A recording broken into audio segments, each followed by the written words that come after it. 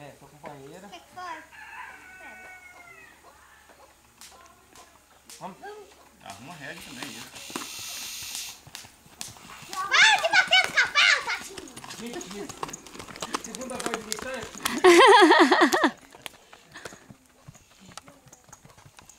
Uma carinha pra mim tá com fome. Vamos! Vai lá, Amazona!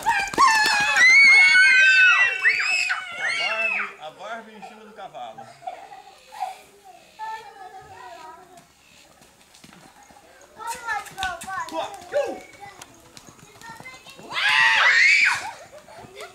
Aí, ó, caiu um negócio aí, bota naquela aqui em cima, ó. Vem cá. Para! Tem uma linguiça caída no chão aí. Ah. Deixa eu amarrar no seu pescoço pra você cair. Vai lá em cima de novo. Vou voltar a tirar assim do rico, bem bonito.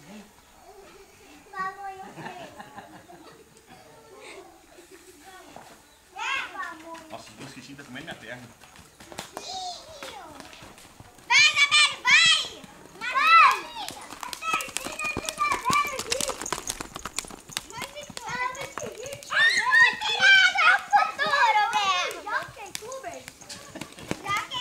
Muito irado o quê?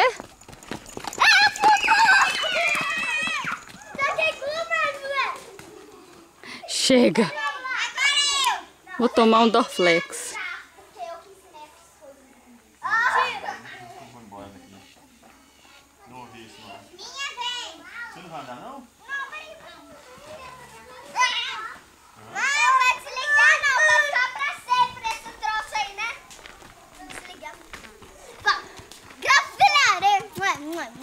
Granfinar?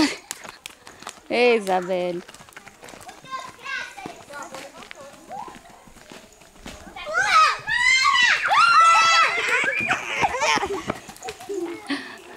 Gente, Ana Laura, anda um pouquinho e aí vamos botar pra descansar, né? Coitadinha, olha só, tem que tomar água. Ela pra dar água. Isso. Deixa a Ana Laura andar, João Pedro. João Pedro. Deixa o João Pedro levar ela pra dar água. João Pedro, desce. A hora que a Ana Laura andar, você leva ela pra tomar água. Aí você vai voltar com ela. Vai